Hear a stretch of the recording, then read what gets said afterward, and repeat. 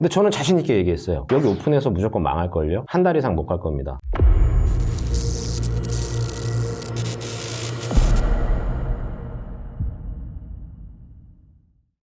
안녕하세요. 창사TV 창스타입니다. 지난 시간에는 창업 전문가들이 어려운 환경과 난해한 그런 아이템들도 어떤 스킬로서 성공을 시켰고 일들을 이제 말씀을 드렸었는데 안 좋은 예도 말씀을 드려야 되니까 오늘은 창업 전문가로서 스킬을 발휘해서 도움을 드렸음에도 불구하고 실패하신 분들에 대한 예를 한번 들어드리도록 할게요. 그분들께는 좀 죄송하지만 다 구독자시고 하시니까. 그리고 또 그 이후에 다시 또 재기하시고 성공하시고 하셨기 때문에 충분히 누구나 겪을 수 있는 그런 실패 없애고자 하는 의미에서 얘기를 좀 해보도록 하겠습니다. 첫 번째는 대전이었어요. 대전이었고 굉장히 번화한 동네입니다. 어딘지 다 아실 거예요. 그분이 이제 대전에 약간 유지십니다. 유지. 근데 이제 저희 회사를 찾아오셔가지고 그때 당시에는 이제 감성주점이라는 게 굉장히 인기였습니다. 감성주점이라는 거를 또 저희가 처음으로 만들었었는데 감성주점이라는 게 워낙 인기가 이제 올라가고 있던 상황에서 대전에서 1등 할 수 있는 감성주점을 만들어 달라. 인테리어비는 얼마든지 저희가 투자할 테니 멋있게 해달라고 했어요.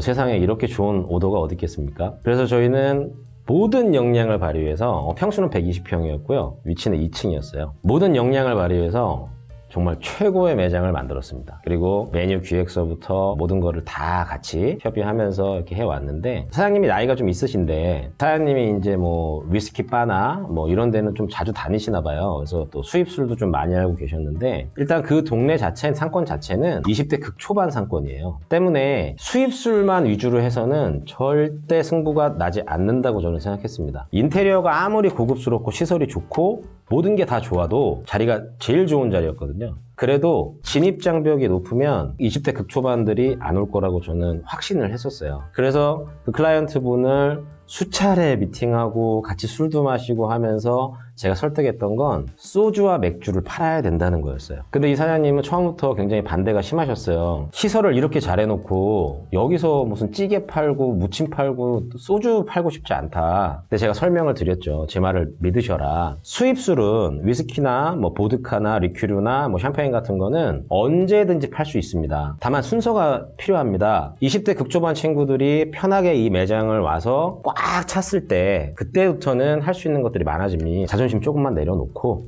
인테리어가 아무리 멋지더라도 우리 소주 맥주 팔아야 합니다. 그래서 소주 맥주를 팔기로 하고 오픈을 딱 했어요. 얘기 안 해도 아시겠죠? 그냥 상권 1등이 돼버렸습니다. 근데 이 사장님이 사람이 너무 많았어요. 줄뿐만 아니라 너무 많았죠. 그 주변에 유사업종까지도 많이 생겼는데 자기 매장을 이렇게 보고 있으니까 이렇게 매장이 너무 이쁘고 너무 좋은데 20대 극초반들이 꽉 차서 소주 맥주만 먹고 있으니까 그거를 한 2달 참으신 거예요. 한 2달. 갑자기 메뉴판을 바꾸셨습니다. 메뉴판에 소주 맥주를 다 빼버렸어요. 그리고 입장하면 보드카 사 먹어야 되고요. 무조건 리큐르나 그때 당시 예거마이스터나 엑스레이티드나 이런 리큐르를 사 먹었어야 했고 샴페인을 마시지 않으면 좋은 자리는 앉지도 못하는 무슨 클럽처럼 만들어 버렸어요. 메뉴판에서 소주 맥주가 빠졌을 때 어떤 반응이 나왔을까요? 매일 오던 20대 친구들이 와서 메뉴판을 보고 깜짝 놀랐겠죠?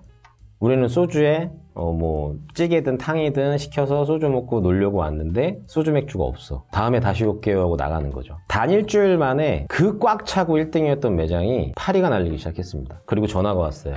창스타님 저 실수한 것 같아요. 왜 그러시는데요? 제가 메뉴판에서 소주 맥주를 뺐더니 지금 매장에 사람이 없습니다. 지금 직원들 다 자르게 생겼어요. 이게 도대체 무슨 소린가. 절대 그렇게 하지 말라고 했는데 그러시고 나서 현수막을 거셨어요. 제가 미쳤습니다. 다시 소주 팔겠습니다 하고 대형 현수막을 거셨어요. 그런다고 이미 등 돌린 친구들이 돌아올까요? 이미 그 매장이 잘 됐기 때문에 그 매장을 또 잡기 위한 유사 매장들이 주변에 여러 개가 생겼어요. 이미 그 소비자들은 그 매장으로 다 넘어가 있는 상태였고 다시 그 매장으로 돌아갈 이유가 없었던 거죠. 그렇게 그 매장은 문을 닫습니다. 굉장히 마음이 아픈 사례였는데요. 아무리 좋은 자리고 인테리어가 멋있든 기획을 잘했더라도 그 시장에서 소주 맥주를 빼면 안 되는 시장이면 반드시 소주 맥주가 베이스로 깔아줘야 돼요. 문턱을 낮춰야 된다는 얘기죠. 그리고 나서 사람이 꽉 찼을 때 테이블 간의 어떤 그 젊은 친구들, 20대 초반 친구들의 어떤 비딩이라고 하죠. 약간 경쟁심을 좀 줘서 그거는 어떤 컨텐츠들이라도 만들면 가능해요. 그래서 내가 옆 테이블보다 조금 더 좋은 술을 마시고 싶게 하고 내가 친구들이랑 5만 원씩 모아서 20만 원짜리 바트를 시키게 하고 이런 거는 전략이에요, 전략. 언제든지 20대 친구들에게 보드카나 샴페인을 먹게 할 수 있는데 그걸 못 참으신 거죠. 그래서 이 사례 같은 경우는 상권, 자리, 인테리어, 시설 모든 것보다 또 중요한 건 소비자들의 패턴을 분석을 해서 메뉴 구성이 어떻게 들어가야 되는지에 대한 굉장한 중요성, 그런 거에 대한 어떤 큰 예였고요. 그 다음 두 번째로는 여러분들 잘 아시는 홍대입니다. 홍대. 그 홍대에 되게 좋은 자리예요. 굉장히 좋은 그 삼거리 쪽 있죠. 그쪽이긴 한데 지하에는 제가 듣기로 뭐 한 30몇 억 정도를 투자를 했대요. 지하의 클럽에. 그래서 이제 오픈을 좀 앞두고 있었고 2층하고 1층이 나와 있는데 그 두 개 매장 합쳐서 임대료가 2,600입니다. 월 임대료가. 근데 저한테 그 2층에 클럽을 만들어 달라고 하셨고 1층은 해산물 파는 포차를 만들어 달라고 하시는 거예요. 그래서 그 건물을 가봤죠.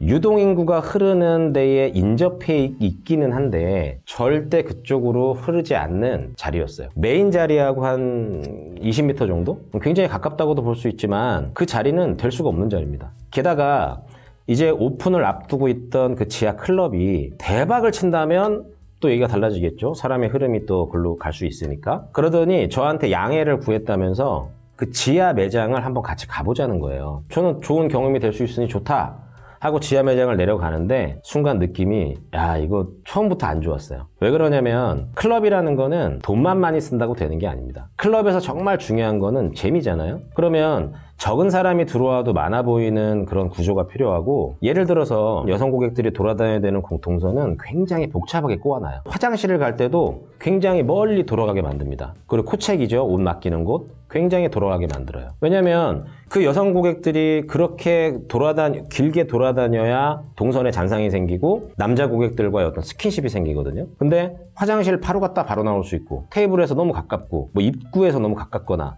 이렇게 되면 동선이 재미가 없어지는 거예요. 그리고 바의 위치도 굉장히 중요하죠. 그리고 또 클럽에서 재미없는 라인들이 있습니다. 뭐 예를 들어서 이제 옷을 보관하는 물품 보관소, 코책이라고 하는데 그 코책이 메인존 가까이 있으면 절대 안 돼요. 왜냐면 옷을 맡기는 사람들도 있지만 이제 다 놀고 집에 가려고 옷을 찾아가는 사람들도 있거든요. 그러면 그 사람들은 이미 흥이 깨졌어요. 집에 갈 거니까. 근데 그 사람들 옆에서 논다고 생각해보세요. 재미가 없겠죠? 그래서 코책 같은 거는 입구 쪽에 비치를 하거나 메인존과는 떨어뜨려 놓는 게 상식인데 그런 동선들이나 여러 가지 테이블 구조나 이런 것들이 홍대랑은 전혀 맞지 않는 구조였어요. 모든 사람들이 그랬대요. 여기는 30몇 억을 투자를 했고 또 중국계 어떤 계열들이 속해 있기 때문에 중국 큰 손들이 와서 돈을 쓸 거고 무조건 여기는 성공할 거라고 했대요. 100이면 100. 근데 저는 자신 있게 얘기했어요. 여기 오픈해서 무조건 망할걸요? 한 달 이상 못 갈 겁니다. 제가 만약에 이 클럽이 성공하면 제 이름을 바꿀게요.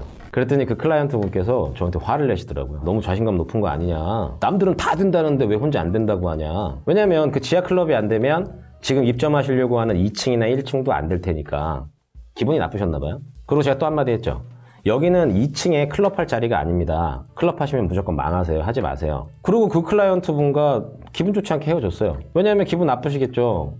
창업하시려고 다 준비하셨는데 하지 말라고 하니까. 그러고 한 6개월 지났을 거예요. 6개월 지나고 연락이 왔어요. 제발 저 좀 살려주세요. 그리고 전화가 왔어요. 오랜만입니다. 무슨 일이세요? 그랬더니 창스타님이 한 말이 다 맞았다는 거예요. 클럽 문 열자마자 딱 한 달 만에 지금 주말인데도 하루에 2, 300도 안 나온대요. 완전 망했고 2층은 기어이 클럽으로 오픈하셨는데 오픈하고 일주일도 영업 안 하시고 지금 문 닫고 6개월째 문 닫고 계시고 1층에 만들었던 포차도 당연히 안 되겠죠. 그래서 지금 임대료도 몇 달치가 밀려있다고 하시더라고요. 창업 전문가가 시간을 내서 가서 상권을 분석해드렸고 지하 클럽에 대한 것도 아주 디테일하게 풀어드렸어요. 왜 안 될 것인지에 대해서. 근데 그런 얘기를 그때 당시에 어떤 창업을 하고 싶은 욕구와 의지로 그런 어떤 전문가의 말을 흘려 들으시고 그냥 창업하셨다가 큰 낭패를 보신 예인데요. 상권이 아무리 대한민국의 몇 대 상권이건 그 자리가 아무리 좋은 자리건 그 상권 위치와 소비자들의 어떤 성격과 맞지 않는 업종이거나 소비자들을 이해하지 못하는 구조, 기획, 설계, 인테리어는 결국은 망하는 지름길로 가는 거예요. 왜냐면 소비자들이 왔을 때 불편하거든요. 편하게 돼 있는 데랑 다르거든요. 소비자들은 어차피 동일 금액과 동일 시간을 소비해요. 근데 왜 안 좋은 곳에 소비를 하겠어요? 그러니까 망할 수밖에 없죠. 안 좋은 얘기가 더 많지만 뭐 안 좋은 얘기 많이 해봐야 뭐 이렇게 좋을 건 없으니까 일단은 이렇게 두 가지 정도 오늘 뭐 말씀을 좀 드려봤어요. 스타님들은 또 들어보셨을 때 어떠셨어요? 우리 스타님들 중에도 고집 굉장히 센 분 있을 거예요. 근데 저는 고집도 되게 좋다고는 봐요. 그게 어떻게 보면 일에 대한 뭐 열정, 의지,